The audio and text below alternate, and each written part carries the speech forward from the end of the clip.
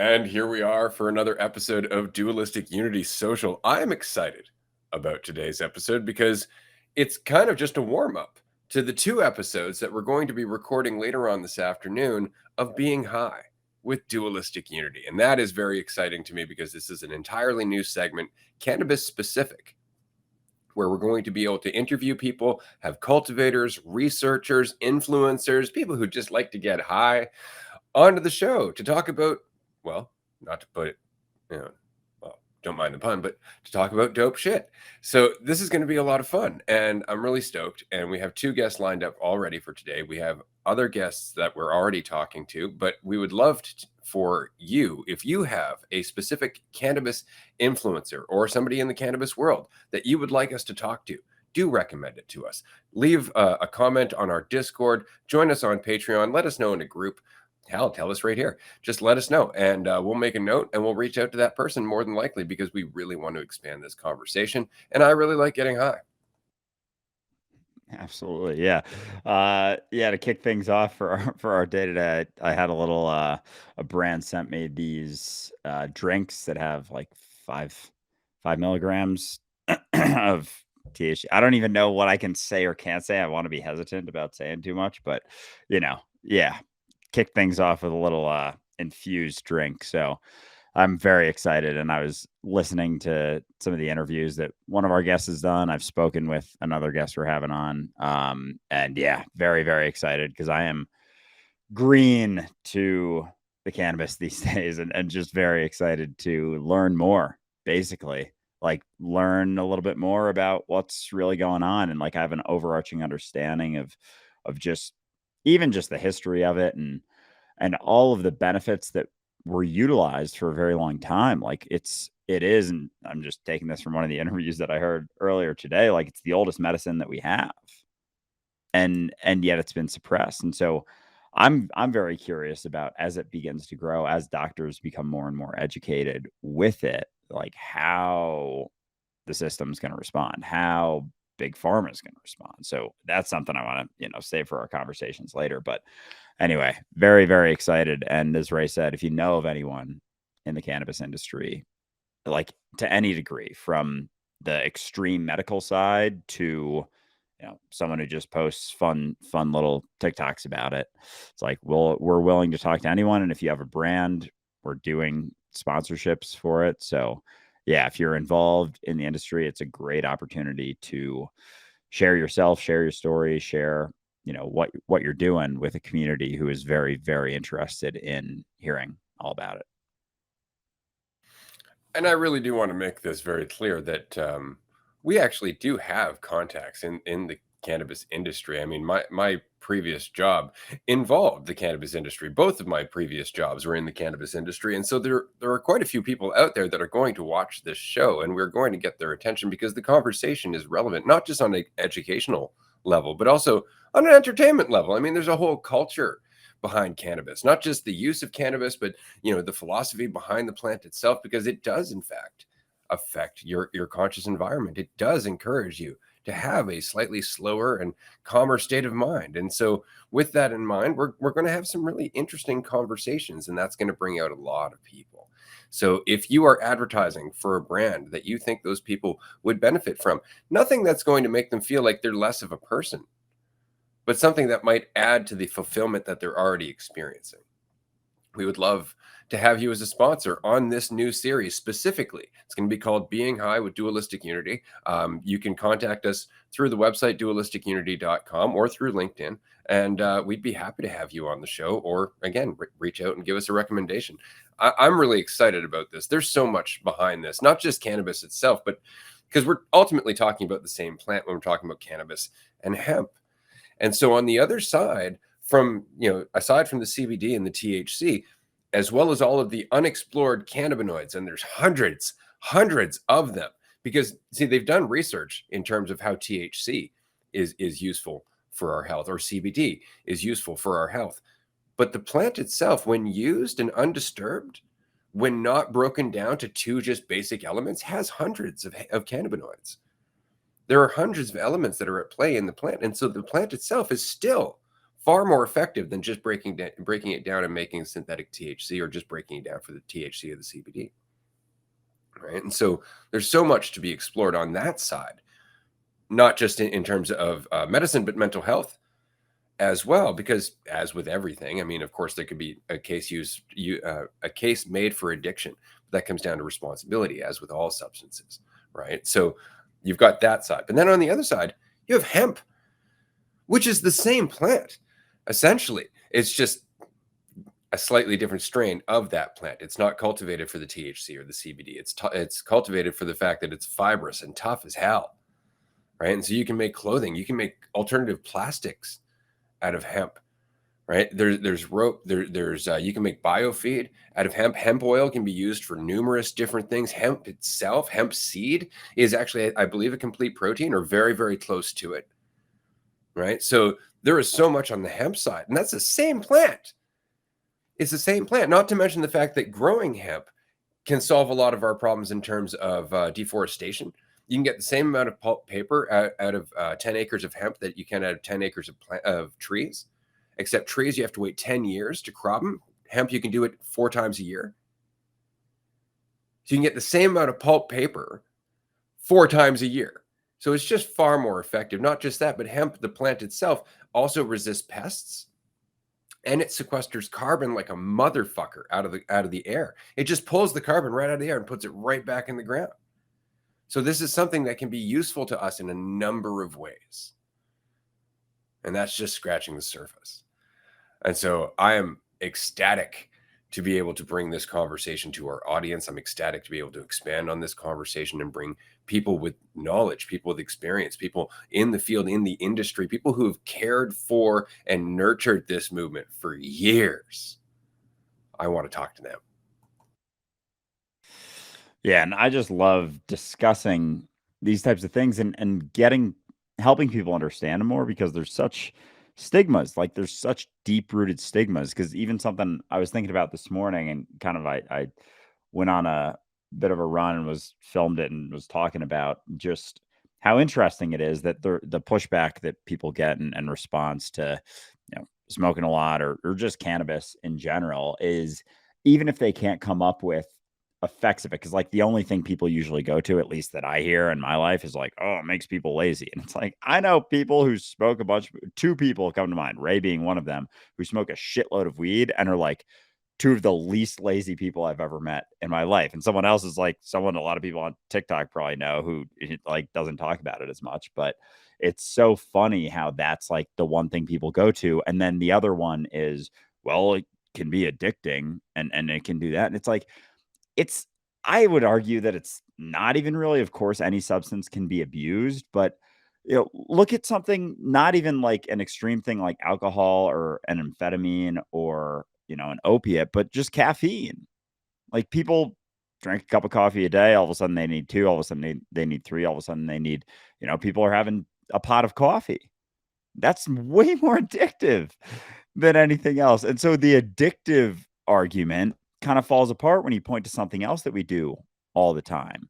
There's arguments made for sugar, and I'm not anti-sugar or anything like that. I'm like very much about the balance when it comes to health and diet and whatnot. But you know, there can be addictions to anything. And so the lazy argument, the addictive argument just kind of falls apart, especially when you compare it to things that are already existing. And again, two wrongs don't make a right. Again, not even wrongs. I don't mean to say it like that, but with just looking at a common thing like, coffee that's been kind of, I don't know, put on this pedestal in our society. Like it's a very much a cultural thing, similar to alcohol.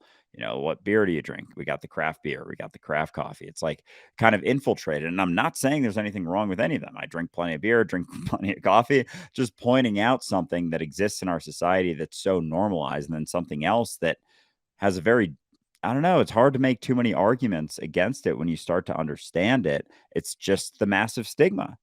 That's all that it is. People wanna think that, "Oh, being high is bad." It's like, "Hold on. There's so much more to this. There's so much more to the society that we are right now that utilizes things for a reason." It's like because just to simplify things, like as a society, most people think there's something wrong with them. They don't think they can be themselves. They avoid it. They avoid being themselves. They suppress it. They try to be something else. They try to do more. They something I was talking about before was like, because we think there's something wrong with us, we focus on building ourselves up by, making more money and getting a promotion at work or having a really cool job title. And isn't it funny that those things that we utilize to make us feel more valuable are the things that just so happen to push our system along? And then we utilize things to help us to do that. The amphetamines, Adderall, caffeine, cocaine, even. Like we're doing all these things to push this because we have this fundamental misunderstanding that we're not whole and complete as we are, that we can't just be ourselves, that there isn't inherently something wrong with you. And so there's certain substances that go hand in hand with that recognition. Like, imagine if everyone took a tiny little microdose of mushrooms and then, smoked a little bit of weed throughout the day. Like our society would be a lot different than it is. But they go hand in hand, like they kind of reinforce each other. And so the fundamental shift has to be the mentality. But there's certain substances that supplement that shift very nicely, and certain substances that just are a response to our existing mentality and also deepen us into that existing mentality. Well, and that kind of speaks to our larger addiction, I think. And it's interesting because we've been talking about this a lot on the podcast recently, especially about the importance of attitude towards change. Right? Whether if you're resisting the process of change, the moment to moment uncertainty of your existence, then you're going to go through a lot of different things. You're going to identify, you're going to come up with assumptions, you're going to reach for false certainty, and that's going to cause conflict. It's going to cause arguments. It's going to cause a lot of expectations to get, kind of dashed, as it were. You're going to go through suffering as a result of needing that false certainty and that sense of control. And it's just from the resistance to change. The alternative is to embrace change. And then what happens, and in doing so, you look at everything as an opportunity for growth. And as a result of you looking at it that way, it becomes that. And so this kind of goes back to what we're saying about cannabis use. If you are resisting life, if you're using cannabis to escape your life, to feel better, then that's all you're going to get out of it. And it's going to be short lived, and there's going to be consequences because you are trying to diminish your awareness. You are trying to diminish your awareness in that you are diminishing your responsibility, and the two go hand in hand. But if you are responsible and you're not using it as a crutch, but you're using it because you can, and because there is a lesson within it, because it changes the conscious environment, whatever it is, if you're using it to, I guess, amplify your current state of fulfillment or to accentuate it or whatever you'd like to say, that's a different lesson. You're doing something else with it. This is the difference between people who get really high and just kind of sit there letting it do something to them versus people who get high and then go do something regardless. Right? Because they're the ones setting the pace. And it's the same thing that we do with our mind. We either let our mind do something to us. We become its victim. Oh my God, I can't get out of my thoughts. Oh my God. And like it's something we're not doing.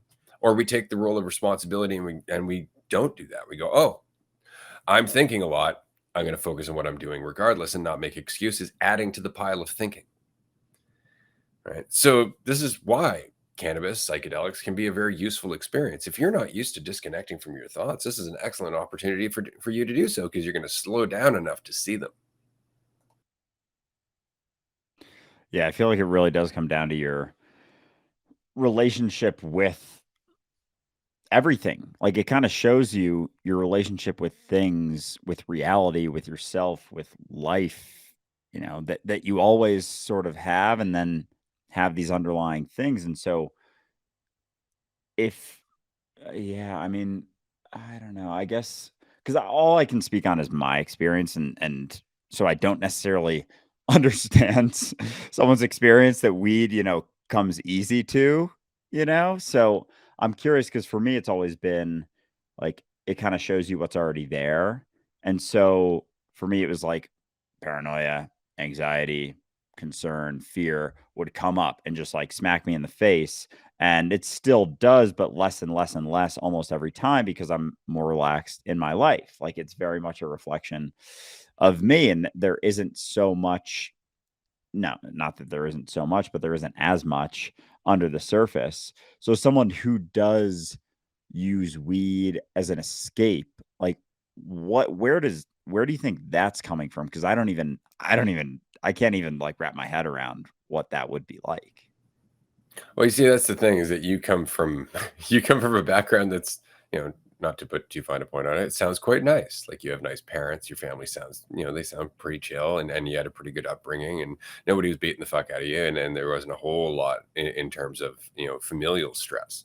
So even if though you experienced stress at school and social circles and with the hierarchy of peers and all that other crap, you had a place to go to that was yours to be yourself, and so you had a way to kind of disconnect, or rather you had a way to let off steam and settle down and self-reflect. You got into sports, things like that. um, some kids don't have that. They don't have those opportunities. They don't have those outlets. I mean, it's just stress, stress, stress all the time. They go to school where they go through hell, and then they go home where they're going through childish parents or childish siblings or childish family, or they're just in an environment that's shitty. Maybe they're in foster care, like things like that. And so after a while, you start personalizing and identifying with that in the same way that you did with high school, with the way that people treated you or perceived you or anything like that. But now you're doing it with everybody all the time, and you don't know any better because you're a kid. And so the only cessation you can hope for is some distraction. And for a while, you can find that in like some kids find it in video games. Some kids find it in sex, right? Some kids find it in drugs. At the end of the day, I mean, that's what it is. They're looking for a cessation of the constant stress and suffering, the constant inundation of whether or not they're good enough, the constant torrent of doubt and fear and uncertainty and all of that. And so they're just looking for some way to shut it down. And there's nothing like smoking a big joint to give you the giggles while you watch cartoons and laugh with your buddies. It's also a very social drug, in that you can stand around with a bunch of people and just pass a joint around, and in doing so have good conversations, which often leads to a lessening of your social anxiety to some degree, especially if the rest of the time you don't feel able to do that. So there are a lot of benefits, but it's mostly, to be honest, from the traumatic side. It really is, like, from the point of view of, like, I need a break. It's the same reason that people smoke cigarettes. It really is, because cigarettes will give you a bit of a high as well. If you smoke a cigarette, you'll get a good little buzz on for a little while, and you do feel better. There is a cessation of the stress to some degree. Problem is with cigarettes is that it doesn't last very long. It's a shitty high. You can't learn shit from it, and it just leads to wanting the next smoke in 10 minutes. Yeah. So it's almost like, okay, that makes a lot of sense. And I think, yeah, that wasn't something I had really thought about. So that kind of puts it in context a lot better then. Cause again, it's like it is all that I know. But so in that spot with someone who's using it as an escape, it's would you say that it's kind of like, any sort of tool and then people just give it all of the credit in a sense. Like if you're deep in a pit of shit and like from traumatic experiences and kind of utilizing it as an escape, it's like you can smoke it to like get yourself out of the pit to potentially start making shifts. But then if you just use it merely as the escape and the focus is all on that, then it won't have the same use or potential as if, which I guess just comes down to kind of your responsibility for yourself. I think it's important to keep in mind that when you're going through trauma, you don't think to yourself, "How do I crawl out of the pit?" You assume your life is the pit. There's no crawling out of. The most you can hope for is a brief cessation. That's all you're hoping for. You're not thinking to yourself, "Yeah, I'm going to use this tool and it's going to help me learn about myself and that's going to change my life." Because in the pit, there is no changing your life. See, in the pit, the perception is this is it forever and I deserve it. And that's the difference. It's that level of responsibility that you're talking about that is the turning point. That's what allows us to actually make change in our life, is the acceptance that we can. The acceptance that everything we do is an opportunity to do so, including the cannabis that we've been smoking, just so we can, get lost in Ren and Stimpy for a bit. I just dated myself again. But the point is that you can use anything as a tool, or it can be an escape. It really depends, right? And for people who are lost in the idea that there is no escape, that this is just life. This is the way everybody lives. This is the human condition. Blah blah blah. Right? All they're hoping for is just a brief cessation of suffering, of stress, of not being enough. And so we look for distractions and we use things that way. But in a conscious state of mind, I mean, even having a beer can trigger a shit ton of insights. Like that's the whole point, is that it's not the substance. It's the recognition that each substance has its own consequences and its own benefits and changes the conscious environment in a different way. The responsibility is still on us. The awareness is on us.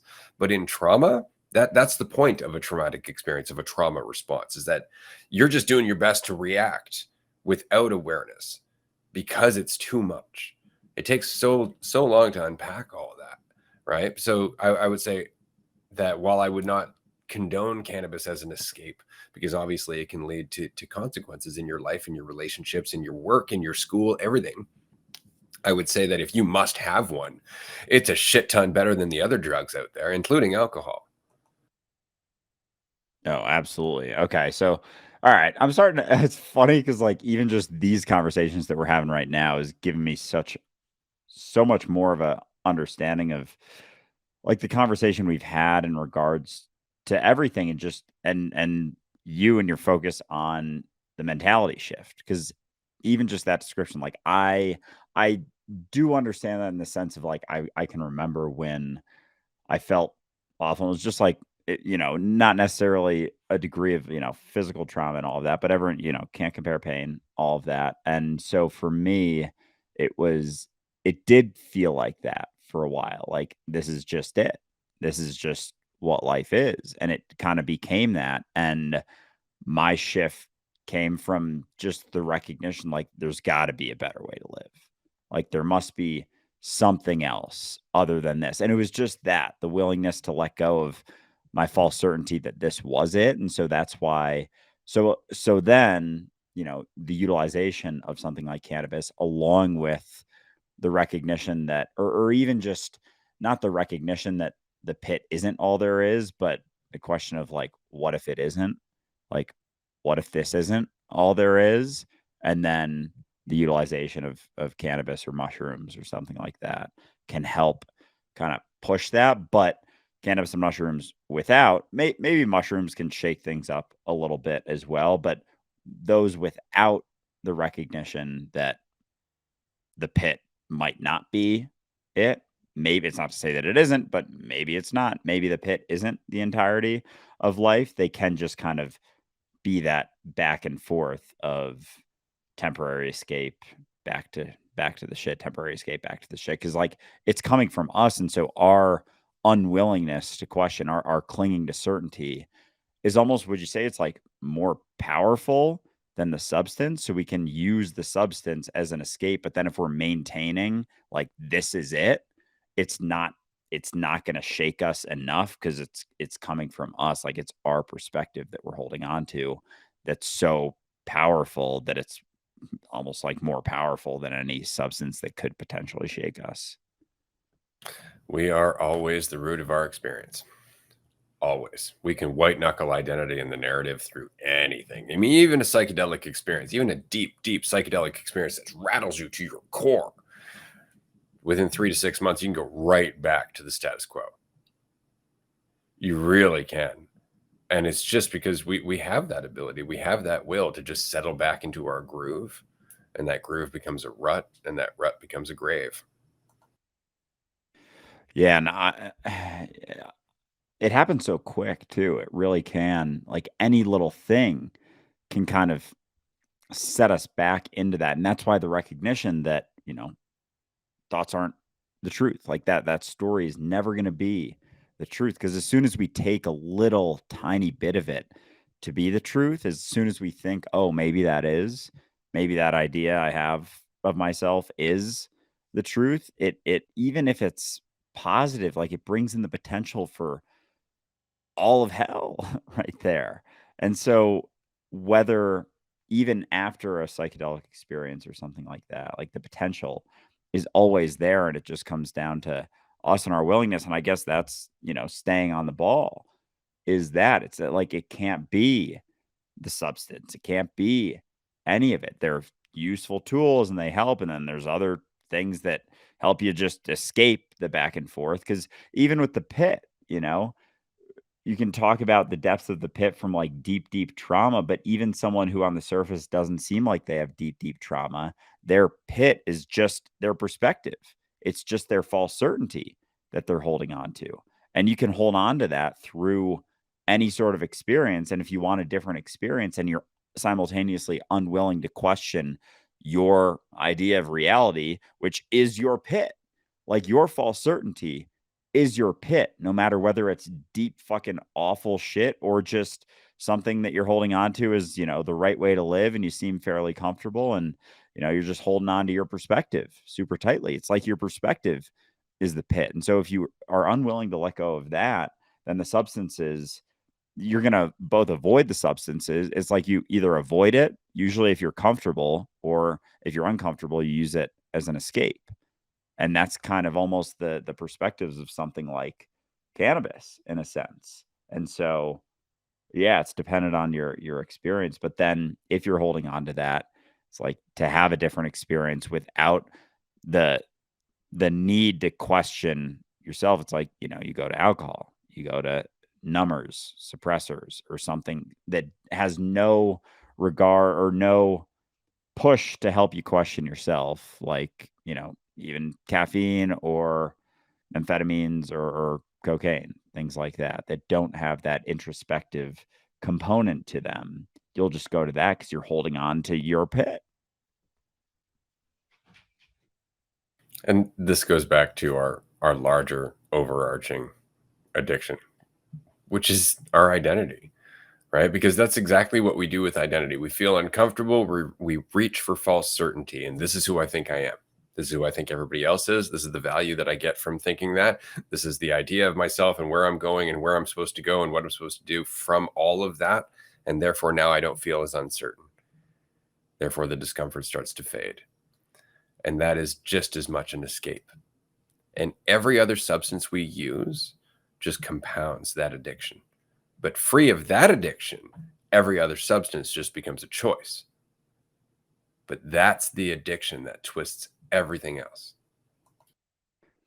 So would you say, and sorry, I had to grab my dog. She was making a ruckus over there. So with that, the overarching mentality being that could be a right way, or that there could be a should, or there could be, a correct way of living that we hold on to, despite recognizing that there isn't, like, just the recognition that maybe I don't know. Maybe I don't know the right way. Is that as basic as it is? Like, are people just holding on to their idea of the right way to act, the right way to live, the right way to be, the right way to, the right thing to believe so tightly that even just the recognition, like, maybe it isn't, is so jarring that people avoid that? Like, part of me is like, how the fuck? It's control, man. Yeah. That's all it is. Like I said, it's fear and control. Isn't it? All of these thoughts are byproducts. They're not the problem. They're byproducts. They're the experience that we're using to escape that fear. And ultimately, it all comes down to I want to be in control. I want to think about the things that I want. I want to think about the things that I desire that would make me more. And we immediately get into that mentality rather than going, whoa, whoa, whoa, whoa, whoa. I just created a whole bunch of lack in myself. But we've done that for so long and collectively as a culture that we never stop to go, the thing I'm thinking about isn't me.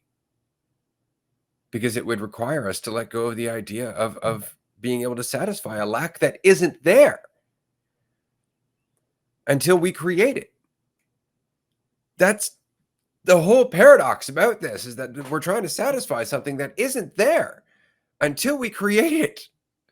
And as soon as we create it, we're like, I got to solve that. And as soon as we try to solve that, we've created it again.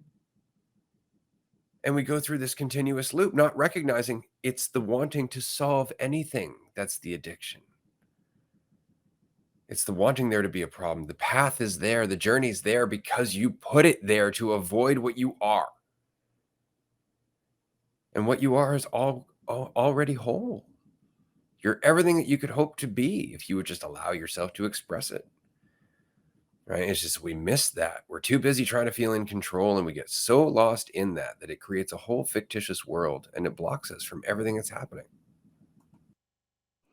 Yeah, you said something yesterday that has stuck with me, that we want it to be about us. Like, we really, really want it to be about us. And there's this fundamental, like, there's this deep, deep, deep, deep thing, an avoidance of yourself, an avoidance of the reality of what you are, that goes, it's almost like so fucking deep rooted that it goes hand in hand with experience. Like, it goes hand in hand with being able to have experience. Is it has to be about me, because therefore I can have this experience, and it's just the investment and our ideas of ourself and ego and all of that, like, totally neutral thing, a tool, simply a tool that allows us to have experience. We so heavily invest in it, though. And so that's just it. And we say it all the time, but that's just it. It isn't, because even that, like, the investment, it's a scale. There's not a correct answer. And I had a number of conversations with people when I was in New York last week, that just talking about the investment. It's just the investment in it. And it's almost like uncomfortable for people to see that it's a sliding scale. That's all that it is. It's not about, not no ego or full ego, or just do this, just follow these, like objective black and white things. It's like, it's gray area. All of it is gray area. Your experience is going to be dictated based upon how heavily you invest in you, in the idea of you. And so we do it like, we want it to be about us, because it has to be about us too. It's almost like it needs a tiny bit of us to have the experience. Like, we need a drop of it to be it and perceive a division at all. But then it's like I almost know that I need a tiny bit of it, but then I just run with it. And then I'm like, oh, and this must mean this, it must mean this, must mean this. And as soon as there's a drop of it, it's like, I no longer recognize how clearly I am whole, how clearly I am everything. So I need a little bit of control. I need to know. I need to know what responses are, what is going on, where I'm going, because I don't fully recognize what I am and what this is and what's happening. And so it's almost like wanting it to be about us is like inherent, but it's like, how much do you want it to be about you? And you don't get to start there. No, you don't get to start by dipping your pinky in and deciding how much you want to jump in the pool. No, you get thrown in the fucking pool, right? With all the waves and all the torrents, and now it's like, figure shit out. And then we wonder why we feel like we're drowning, right? And as we mentioned at the retreats, life or uncertainty very much is like that. It's like being in this pool of potential, and you can let it drown you, in that you can let it get on top of you. You can start to feel like it's more than you and let it just push you down. Or you can change your mentality and learn how to float, tread to the surface, and eventually you can surf on that shit. You can have fun with it, right? But it's so much, and it's just like water. If you're at the bottom of that water, that's a lot of pressure, right? But at the top of the water, it's a whole other world, right? And that's very much what we're dealing with in terms of change all the time, right? And we just get thrown into it. And of course we identify, and of course we reach, because we don't recognize how much we're being exposed to. It's funny, you were saying, like, it's like we have a drop of identity. It's like, nah, it's the whole thing. The perspective of the observer versus the observed is the experience. But with that experience goes all of the perceptions of that experience, not just some. It's not like we start with some. We start with all of them, all of it, all available all the time. And then we're just desperately clinging to something like a stick in a river, hoping not to be carried off, not recognizing that it's the reason we're being pummeled by the waters because we're fighting it. Oh man. I like the weight example because I was kind of thinking of it like, we see, say it's like bottom of a pool, say it's 100-foot pool or an infinite pool, and we see a little reflective thing at the bottom. We're like, oh, I want that. That's going to mean something about me. And it's like, but then, okay, so this is like happening in my head right now. So we'll see how this ends up. But it's like a massive pool, an infinite pool. And everyone say it is just people swimming in the pool. And everyone notices this little thing that's there at the bottom of the pool. And it's reflective. It's a reflective thing, but they don't realize that. And so they start swimming down to it because it's so pretty, but they want to be the one that gets there. And so along the way is like the journey of fucking, I don't know, society.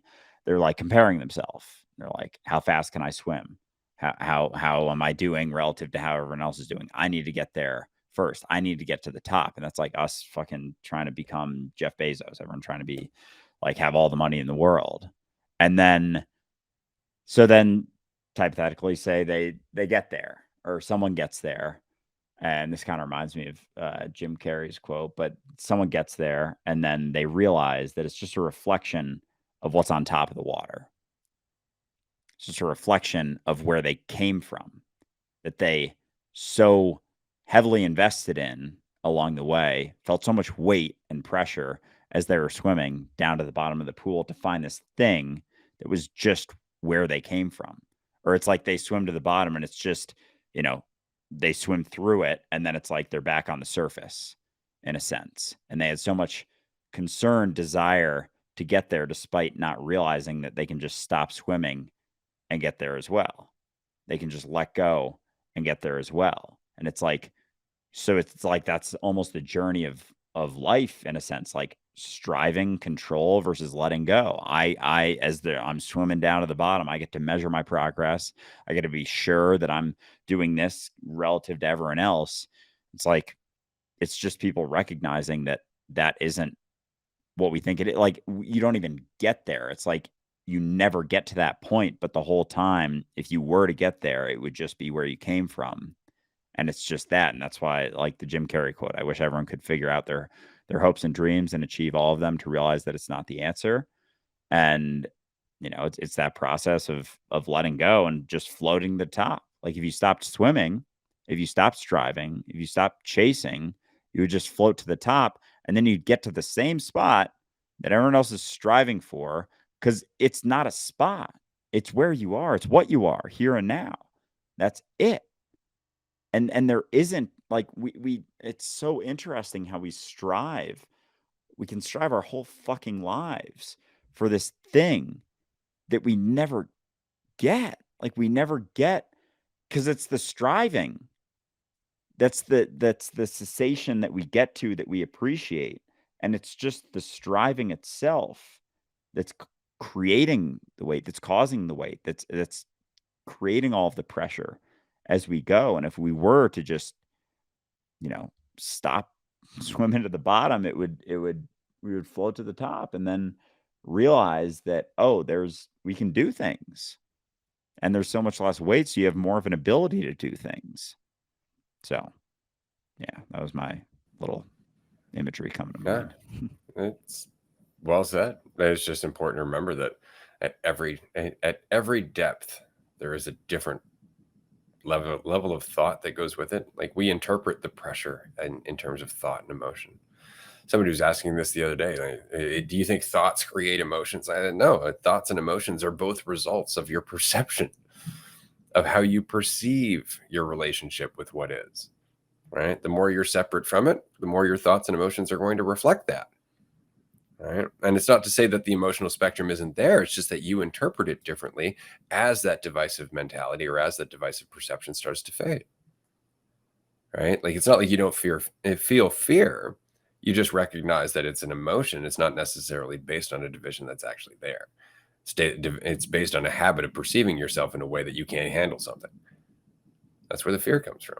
It's habitual self-perception that you're not enough to deal with it.